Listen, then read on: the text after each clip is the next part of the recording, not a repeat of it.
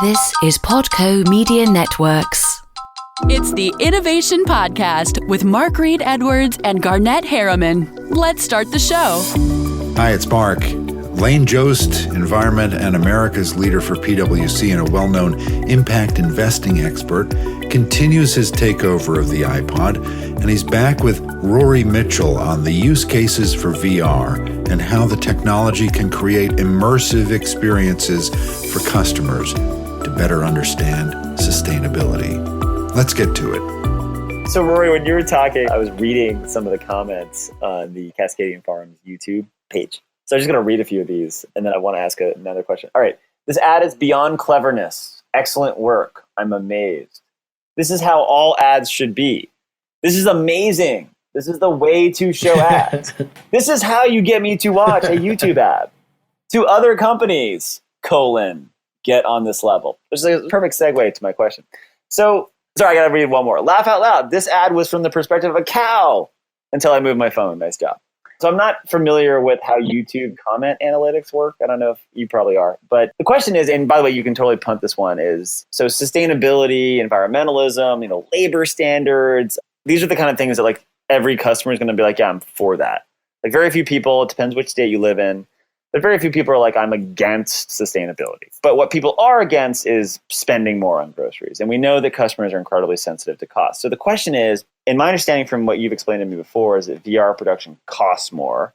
And then let's just think of a box of Cascadian Farms, and I can't think of the cereal, but one of their cereals is probably more expensive than Cheerios. So the question becomes, is this technology from a marketing standpoint just basically like playing to the choir, playing to the customer that's already going to spend more, that already cares? Or do you think there's a way for VR to move swing customers who might kind of be open-minded about organics or sustainability or just some kind of a product that has some kind of attribute that has other value? Do you think VR can convert people? I think it's because it is eye-catching. I think that it's a value statement on the part of the businesses because I think it also implies some other things about that business is forward-thinking, that business is attempting to use technology to kind of solve its problems in a better way. I think it says more about the company than possibly what is actually contained in the video itself, because I think it shows a willingness to embrace technological solutions to old problems of, in this case, of telling your story. And I think that Cascadian Farms got a lot of credit from its potential customers that maybe had never heard of them before, but to kind of come at it in such an eye-opening and an eye-popping way, I think they probably converted a lot of people who had never heard of Cascadian Farms before. Yeah, I think that's so interesting. Some of the work that I've been part of, a lot of it is around sort of corporate reporting, and some of it's just certain data that's required to get in the market through certain third-party standards or just kind of what shareholders and the community kind of stakeholders expect. But I think what we know about humans is numbers have quite limited value. Even though there's a demand to be transparent, there's also always a demand for there to be like a story arc. And so we live in this moment when there's sort of a richness of storytelling mediums. And we think about something like climate change. Oh, yeah. Some incredibly powerful VR experiences have been made about climate change. I want to get into that because from a guy whose job is like to help corporates reduce their carbon emissions, so there's a couple challenges, right? So one is just figuring out an operating business model that can provide for the continuity of business operations, but then also reduce the emissions associated with that business. That's sort of the challenge. Another challenge in this space is getting senior level people to feel comfortable with trade-offs that are made. So it might be that you travel less. It might be that you make your office space more efficient, whatever it is. But all of that is like, how do you tell the story? And I think the thing with climate change just in general, and in fairness to just the world and to people that are maybe concerned citizens, is just so nebulous. Everyone gets their cup at Starbucks and it's like, oh, I don't want it to go to the landfill. And then they find out it's, wax lined and can't be recycled and kind of freak out and try to recycle it anyway. And then, that leads to bad or worse recycling. But the point is, it's so hard for like people to engage in something like climate change. And then you've got things like carbon offsets where somebody might buy a reforestation project in the Mississippi River Valley, and through the life cycle of that tree, it sequesters a certain amount of carbon. We're already in this like weird, confusing space. So what are some other use cases? And it doesn't have to be carbon, it doesn't have to be waste, it doesn't have to be recycling, but just more generally that you think are kind of maybe undeveloped in VR and that like brands, corporates, communities, cities, whatever the stakeholder is, could leverage VR for communicating a message that really is still misunderstood?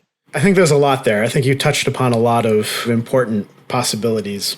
And I think that I'll just start by describing some of the experiences that I've had that have changed the way I looked at one concern or another. There's an experience called Greenland Melting, which was made by emblematic VR, Nani de la Peña's group, in collaboration with Frontline and Nova. And that allowed people to basically stand on a glacier as it was. They were basically on a scientific expedition up there, and you're up close and personal as you see icebergs melting and sloughing off. And to actually be there and to be able to go under the water and to see how it's receded, it's a much different experience to feel as though you're actually there, and it connects you to it in a different way. And I think that that is probably the biggest strength of VR, I think, is its ability to invest us in parts of this world that are difficult to wrap our brains around. You know, there are a couple of experiences that actually make you a tree, and you experience what it's like to go through the whole life cycle of a tree. They've also done some experiments. This is interesting and I think pertinent. Jeremy Bailenson up at Stanford has got the Virtual Human Interactive Lab, and he's been doing a lot of the heavy lifting as far as studying the effects of virtual reality in a laboratory setting. So they have done an experiment based upon toilet paper consumption. And what they have you do is they have you come into the lab, you put on the VR headset, you pick up the controllers so you can move your hands around and kind of interact with your hands, and they have you saw down a tree. That you go through the physical labor required to saw a tree down, and then the tree falls, and then you're done. But it takes a while, because it takes a while to cut a tree down. And then they followed the participants in the study, and I think the control cases where you watch a video about how many trees that the average human being will use 50 trees worth of toilet paper in their life. And so they have people read something, and they have people watch a regular video, and then they have people do a VR experience where they actually have to go through the physical labor of sawing down a tree. And they followed up with the people, and they found that those people who had actually experienced it in VR used less toilet paper on average over time, just because they went through this virtual reality experience. And part of the idea is that so much of our life, what makes us who we are, is made up of these 5-minute experiences that we have, whether they're good or they're bad, and that we can kind of start to shape humans' behavior by creating these virtual reality experiences that give them a different perspective on their lives, the lives of others, and really how we're all connected in an interdependent system that creates this enormously complex world. So Rory, I think you should work in the sustainability realm, because you just articulated like the system and the interdisciplinary nature of people and planet and human behavior change all very well. And again, it's further evidence that this conversation needs to happen and needs to continue happening. I mean, your example of the toilet paper and the cutting down the tree is hilarious. But I will also say one of the things that I think people hate about tree huggers, environmentalists, sustainability people, yours truly, is, we kind of trade on the holier than now. We trade on the look at you and you're not recycling, and look at you're not driving an EV vehicle. And clearly a shame-based profile or a shame-based strategy is a fail. Not going to work. Human behavior is the hardest thing to change. But back to your point, it's like VR has this potential to be immersive in ways that other methods are not. And so the question then becomes is, your example of, to go back to Cascadian, but I know that you've done some other things that aren't necessarily quote unquote in the sustainability realm, but that bring immersion or bring something to something that might be, considered pretty dry or wonkish. So I know you've done some work on labor, safety and standards. Could you talk a little bit about that example? Because I think that's actually very relevant to this broader conversation. Yeah, I think so. So I recently just worked on a project with the UCLA Labor Occupational Safety Hazard Group with the United Steelworkers. That was a 16:9 project, so not a VR project, but I think that a better example of this might be using VR to tackle something that is maybe a little dry or academic and to find the emotional heart of the thing.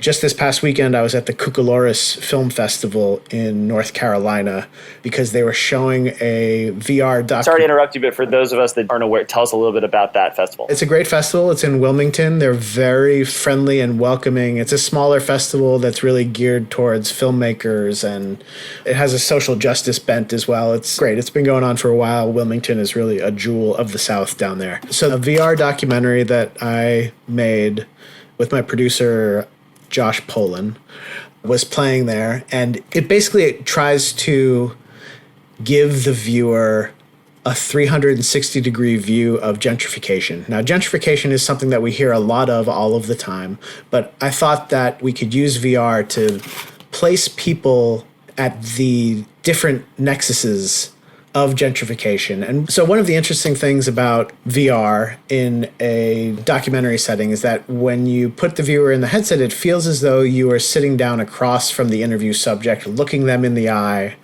and you're able to better understand where they're coming from. Also because you're in their environment and you can feel their environment. So the gentrification battle that we've been filming in is in Boyle Heights here in Los Angeles, and it follows a bunch of New York City blue chip art galleries who moved into an industrial section of a residential neighborhood. So it's really right up next to houses and everything there.